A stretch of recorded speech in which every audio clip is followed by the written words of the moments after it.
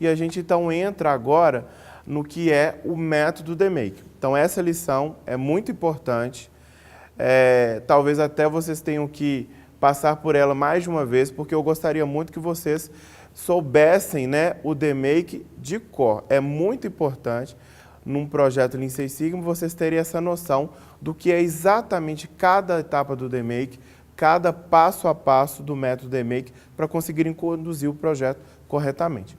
Então vamos lá na lição 6, decifrando o método DMake. O método DMake, ele é um ciclo de melhoria contínua, né?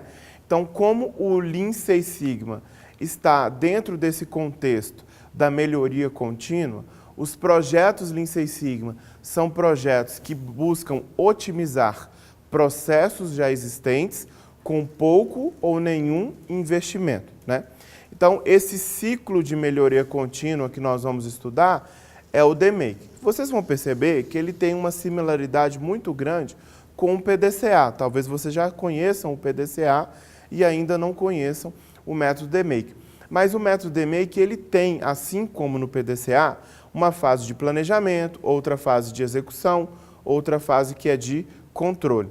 Então, vocês vão perceber que, assim como a gente costuma fazer o giro do PDCA, para o Lean Six Sigma, nós vamos fazer o giro do DMake. A primeira etapa do método DMake é a etapa D. O D representa a etapa de definição, ou em inglês, né, o D é o nosso define. Então, a primeira etapa do método DMake, o define, ou a etapa de definição, é normalmente a etapa onde a gente define o escopo do projeto. A segunda etapa do método DMake é o M, né? É a etapa de medição, ou em inglês, o measure. Então, a etapa measure, ou a etapa de medição, é onde nós vamos começar a analisar mais a fundo o nosso processo e o comportamento também do nosso indicador, da nossa métrica que estamos usando lá no nosso projeto. A terceira etapa, que é a etapa de análise, né, ou em inglês, analyze, é onde nós vamos buscar comprovar as nossas causas, as causas do problema, por que o problema acontece, né? E depois, na quarta etapa do método DMake, que é a etapa de melhoria, mas em inglês eu falo improve, é a etapa onde a gente vai, então, elaborar e executar o nosso plano de ação. E, por fim, na quinta etapa do método DMake, que é a etapa de controle, ou em inglês control, é onde eu vou medir os meus resultados, né, e definir como eu vou sustentar esses resultados ao longo do tempo. Então, olha, o método DMake são 5 etapas, cada etapa tem o seu objetivo, cada etapa representa uma letra, né, da sigla DMake, sendo então que a primeira etapa é a definição, ou define, a segunda etapa a medição, ou measure, a terceira etapa a análise, ou analyze, a quarta etapa a etapa de melhoria, ou improve, e a quinta etapa a etapa de controle, ou control. Bom, ao observar o método DMake, nós vamos perceber o seguinte, que o método DMake trabalha a fase de planejamento, o momento de planejamento do projeto, nas 3 primeiras etapas. Então é interessante vocês perceberem o seguinte, que o método DMake, ele investe mais nesse momento do planejamento do projeto. A ideia é que a gente faça um bom planejamento para chegar num plano de ação, que é um plano de ação otimizado, muito bom, com boas soluções, para que ao implementar esse plano de ação a gente garanta também bons resultados. Então, não é à toa que o método DMake, né, trabalha a questão do planejamento nas 3 primeiras etapas, para que vocês realmente, né, definam cada detalhe do projeto da melhor maneira, para que vocês consigam enxergar bem quais são as causas do nosso problema.